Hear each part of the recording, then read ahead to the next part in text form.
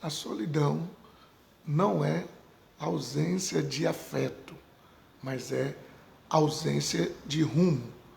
A solidão não é ausência de afeto, mas é ausência de rumo. Você está precisando de um rumo na sua vida.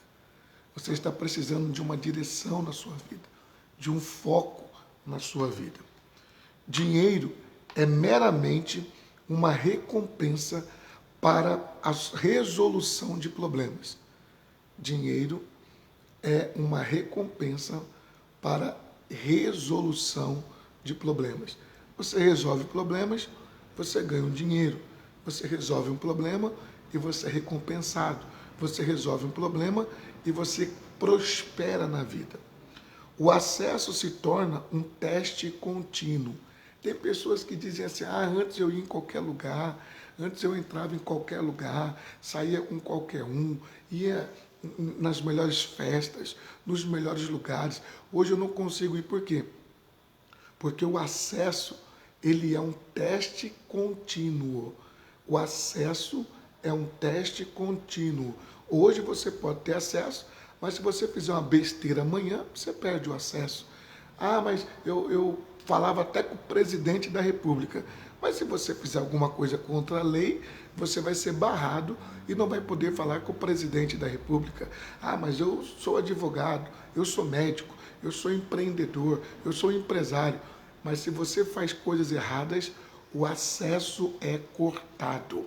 Bom, ontem nós começamos a falar sobre como que surgiu essa questão dos para-raios, né?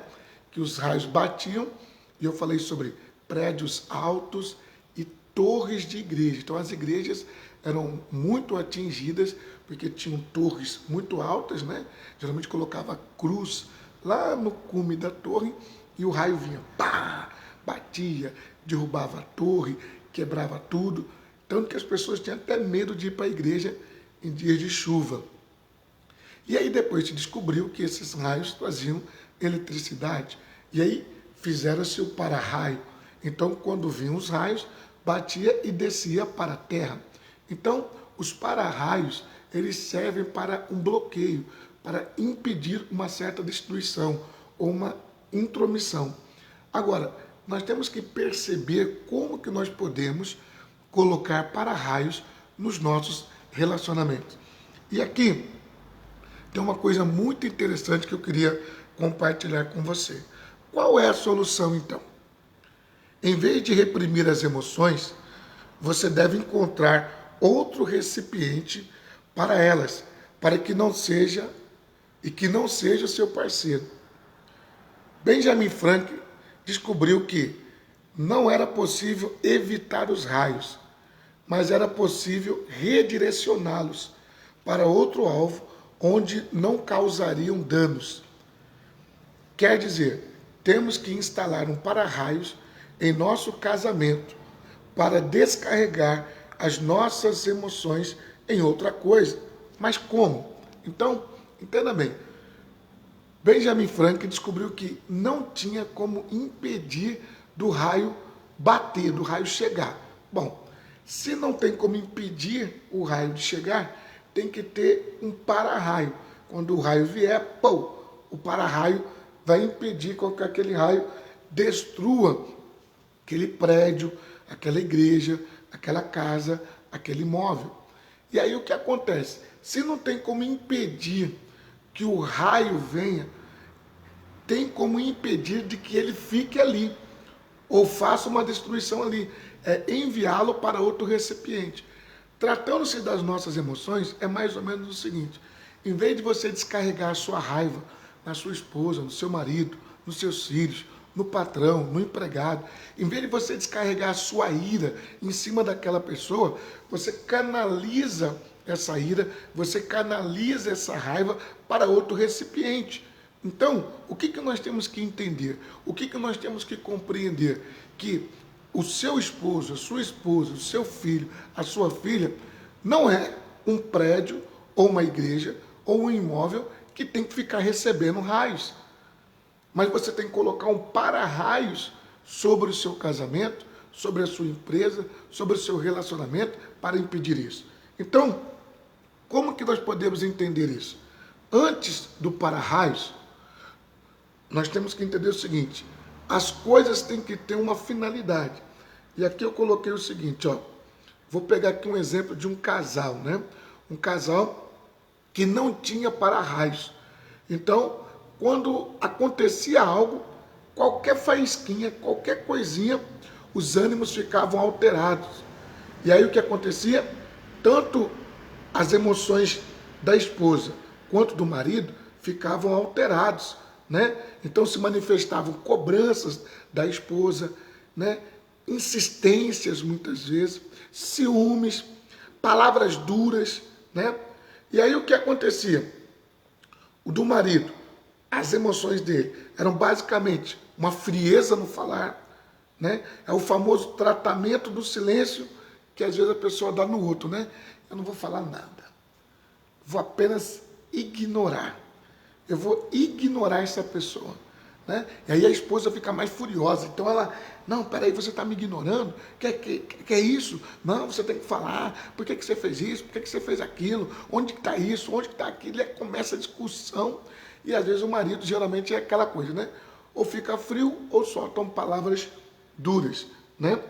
Então, quando as emoções dele afloravam, não sabia como lidar com elas. Então, o marido, quando ficava nervoso com a esposa, ele não sabia o que fazer com aquelas emoções, porque vinha, né, numa força muito rápida, muito violenta, bum, explodia. Falava o que queria e o que não queria. Falava coisas, fazia coisas até que não desejava, né? Por quê? Porque isso acontece, o inimigo, ele trabalha muito nisso. Você pode ter uma natureza calma, você pode ficar calado, você pode estar até acumulando essas coisas negativas dentro de você. Eu não vou falar nada, vou ficar quieto, mas o que acontece? Chega uma hora que implode, né? Chega uma hora que a coisa está lá dentro fervilhando, que vai acontecer, que vai sair, né? Então, muitas vezes, a pessoa, por não querer brigar, se cala, né? Fica lá dentro meio que pensativo, pensando em tudo que poderia falar, imaginando, né, como é que seria um diálogo diferente, mas guardando tudo, né? Ó, a pior coisa é quando a pessoa, ela, vamos dizer assim, ela não fala, né? Ela fica guardando, ela fica remoendo. Isso é perigoso. Às vezes a pessoa fica, eu tenho medo de fulano que é explosivo. Eu geralmente prefiro uma pessoa explosiva, porque fala, aquilo sai já do coração e a pessoa fica mais calma. Às vezes aquele caladinho está guardando, guardando, guardando. Quando você vê, bum, explode, né? Então, olha aqui, ó.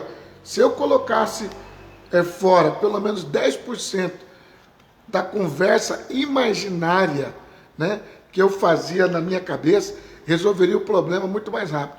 Mais tarde, aconselhando outros casais, descobri que não estava maluco, pois não era o único que fazia isto. Eu estava reprimindo as minhas emoções. Os raios estavam me incendiando por dentro, e a minha ira incendiava mais ainda a esposa. Então, repare que esse casal começou a ter problemas, por quê? Porque ela falava, falava, e ele ignorando. Só que os raios estavam entrando. Vamos colocar assim, as palavras são como raios. Então, estavam entrando, ferindo, machucando, magoando, entristecendo, né? A pessoa ficando muito chateada. E isso, o que acontece? Chega uma hora que aquela pessoa está tão carregada com aquilo, chega uma hora que a pessoa está tão furiosa com aquilo, chega uma hora que a pessoa está tão irritada, que ela e fala tudo aquilo que ela pensa que poderia falar naquela hora e acaba prejudicando. Então, o resultado era o quê?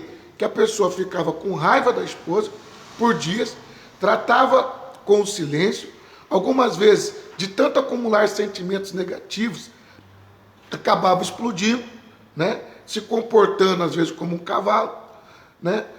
E olha só, essa coisa vinha de uma forma porque os raios, as emoções, a pessoa ficava sempre batendo na mesma tecla, né? Então, às vezes se comportava até como um cavalo psicótico preso em um estábulo em chamas, né? Dá para imaginar isso?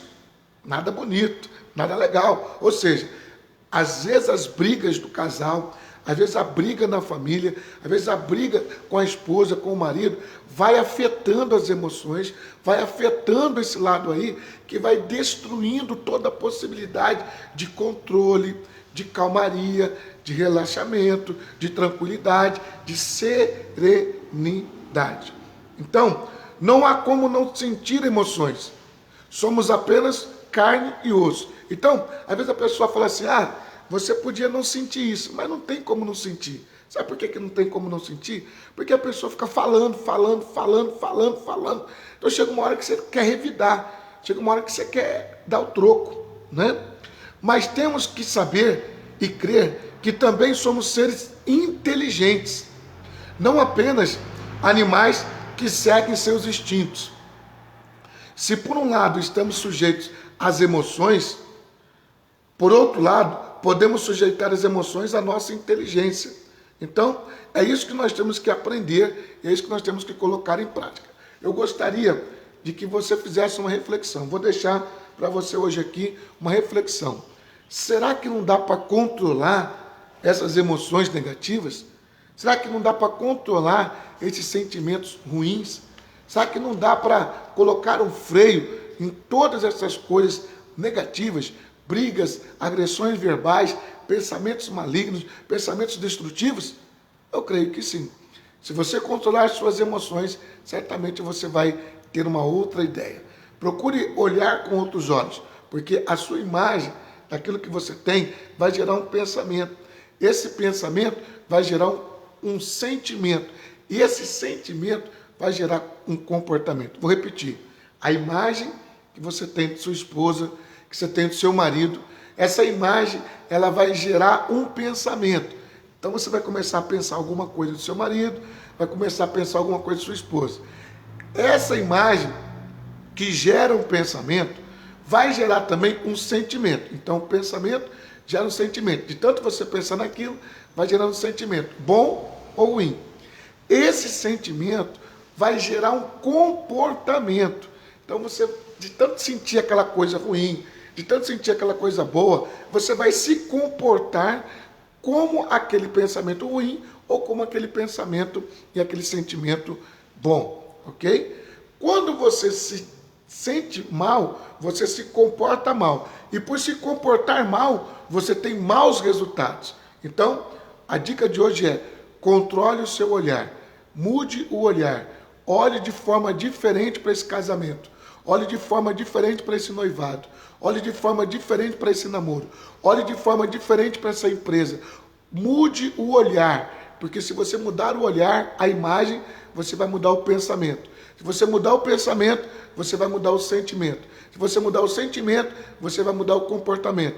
Se você mudar o comportamento, você vai mudar as ações. E se você mudar as ações, os resultados mudarão completamente. Ok? Bom, nós estaremos nos preparando esses dias, faltam 8 dias para a implacável justiça de Deus. Dia 25 de fevereiro, eu vou estar em São Paulo, precisamente na cidade de São Caetano do Sul, na rua Alagoas, 630, fazendo um grande congresso chamado A Implacável Justiça de Deus. É possível acontecer a justiça divina. Lucas capítulo 18 fala sobre isso.